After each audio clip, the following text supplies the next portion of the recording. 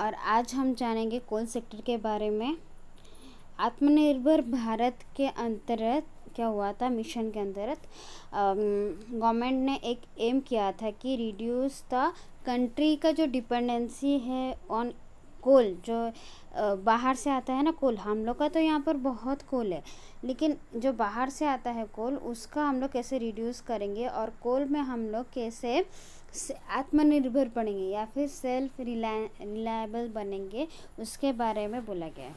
लेकिन उसमें क्या प्रॉब्लम है और क्या उसका सल्यूशन है, ये हम देखेंगे। प्रोडक्शन के मामले में ना इंडिया जो है ये सेकेंड लार्जेस्ट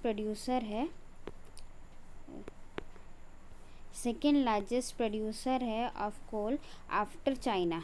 ठीक है, हमेशा देखना चाइना पहले ही रहेगा।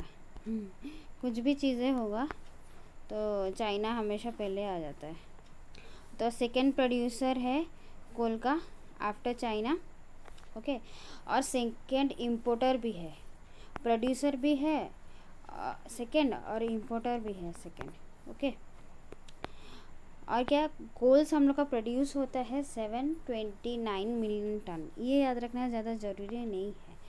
फिर है इंडिया का जो कोल वर्ल्ड में सबसे ज़्यादा कोल रिज़र्व इंडिया में है, जो कि fourth largest coal reserve India में ही है। फोर्थ लार्जेस्ट कोल रिज़र्व मतलब कि सेकेंड में प्रोडक्शन में सेकेंड है और इंपोर्ट में भी सेकेंड है और रिज़र्व में 4 आर। मतलब कि याद रखने के लिए मैंने ऐसे किया ताकि याद रहेगा आपको। Fourth largest coal reserve okay India में है। फिर भी हम लोग बहुत ज़्यादा इंपोर्ट करते हैं, उसका क्या कारण है हम लोग बाद में अभी देखेंगे नेक्स्ट में। कोल सेक्टर कब नेशनलाइज्ड हुआ था ना, 1973 में। कोल सेक्टर जब नेशनलाइज हुआ था, इसका मतलब ये है कि उसका कोई पब्लिक सेक्टर कंपनीज ही उसको चलेगा, पब्लिक सेक्टर कंपनीज।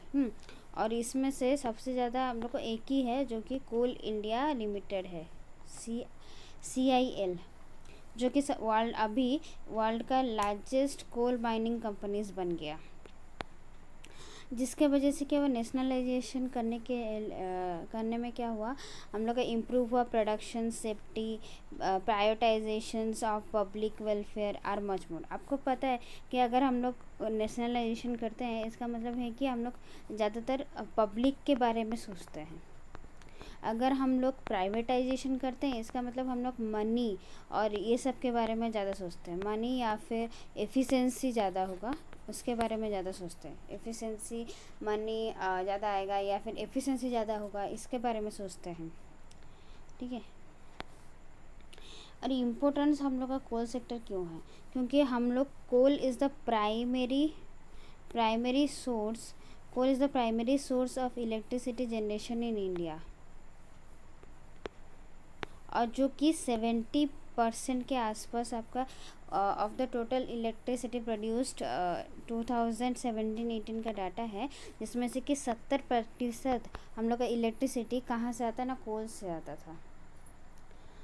और हम लोग का इंस्टॉल्ड कैपेसिटी ऑफ कोल है, ये याद रखें, 60.7%। हम लोग का India's electricity sector consume 72% coal produce in country, ये 2013 का डाटा है। ओके, इंडस्ट्री कंज्यूम, ये याद रखना ज़्यादा जरूरी नहीं है, लेकिन अभी के लिए industry in India consume 896.34 million ton of raw coal 2017-18 में। ओके,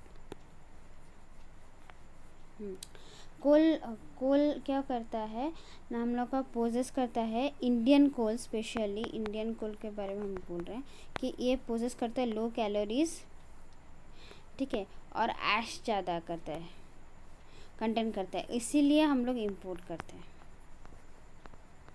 इंपोर्ट का रीज़न वही है। ओके, कि हम लोग का जो इंडिया में जो कोल है, इसका क्या है, कैलोरी बहुत लेस है और ऐश जो है वो बहुत ज़्यादा है। ओके,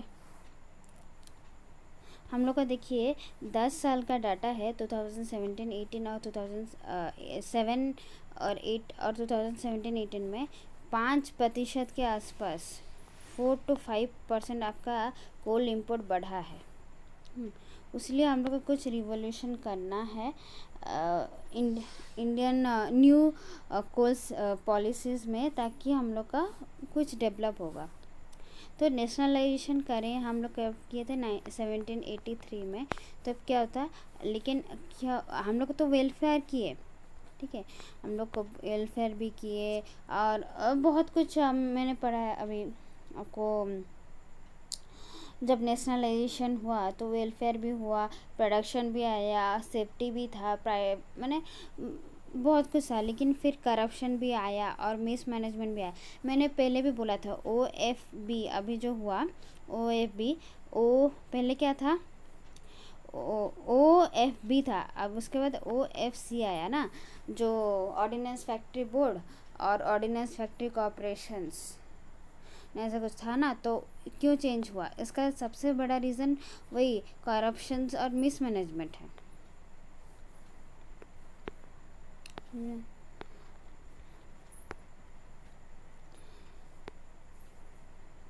हम लोग का 2017 में क्या हुआ था, इंडिया का 2/3 ऑफ द प्लांट्स में 1 वीक का ही सिर्फ कोल बचा हुआ था। इसीलिए 2015 में गवर्नमेंट डिसाइड किया कि एक कोल माइनिंग का स्पेशल प्रोविज़न एक्ट ऑफ 2015 में कि हम लोग एक बैकलॉग रखेंगे कोल का। ओके, ऑल्सो प्राइवेटाइजेशन हम लोग अलाउ कर रहे हैं बहुत टाइम से, लेकिन वो इतना स्पीडी से बढ़ा नहीं, एक्सपोनेंशियली बढ़ा नहीं। ओके,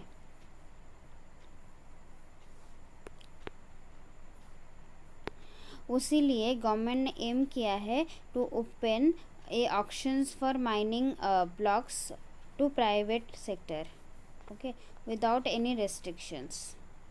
उसका क्या क्या फीचर्स है ना, prime ministers of India announce that 41 coal block will be auctioned for mining purposes through a virtual dispatch। और इसमें से हम लोग का फॉरेन भी आके कंपनीज भी यहाँ ऑप्शंस कर सकते हैं, और जो कि अभी अलाउ नहीं था। और इन्वेस्टमेंट इंडियंस भी इन्वेस्टमेंट कर सकते हैं, क्योंकि हम लोग का इन्वेस्टमेंट कब कर सकते हैं, जब हम लोग का सप्लाई में जो डोमेस्टिक सप्लाई जो है ये फॉल होगा और डिमांड ज़्यादा होता है। ओके, तो प्राइवेट के लिए फ़ायदा होता है ना उसमें। और mining based on economic capacity, इसका मतलब ये है कि हम लोग क्या करेंगे, the companies using coal as a fuel will now be free to channelise their energy towards their core business while procuring coal from professional private miners. Mines will no longer be allocated on the basis of match with the need of a single capacitive user but a economic efficiency। इसका एक ही याद रखिए कि हम लोग अभी एक single, जैसे कि कोल इंडिया, इसको लेके चलेंगे नहीं। हम लोग देखेंगे कि कौन हम लोग का इकोनॉमिक एफिशिएंसी ज़्यादा देगा। एक माइनिंग जो जगह में कोल निकाला जाएगा उसमें ज़्यादा एफिशिएंसी कौन देगा, हम उसको ही ऑप्शंस देंगे, ठीक है। पहले क्या होता था कि कोल माइनिंग के लिए आप लोग का अप्रूवल 90 डेज़ का चाहिए होता था, अभी उसको 30 डेज़ कर दिया। ओके, और भी कुछ जो आपका क्या हर्डर्स था वो भी हम लोग ने रिमूव कर दिया है।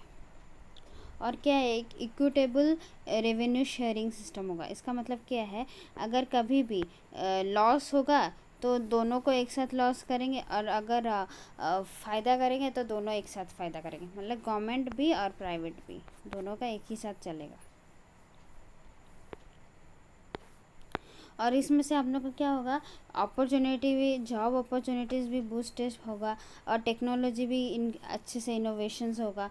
तो प्राइवेट सेक्टर अगर आएंगे, privatisations of coal sector will generate large number of employment and private companies will work efficiently and a large workers. आपको पता है कि प्राइवेटाइजेशंस में कम एम्प्लॉई वर्कफोर्स में हम लोग ज़्यादा काम करते थे, एफिशिएंसी ज़्यादा होता है। तो इसीलिए ये ज़्यादा एफिशिएंसीली काम करेंगे, और एक रिक्वायरमेंट भी मशीनरी ज़्यादा होगा, तो टेक्नोलॉजी भी बढ़ेगा और कंपटीशन भी बढ़ेगा। तो India has so much productions of coal that nations can sustain its power plant with the domestic production only। लेकिन हम लोग उसको इंपोर्ट करते हैं, तो हम लोग का करंट डेफिसिट भी बहुत इफेक्ट होता है।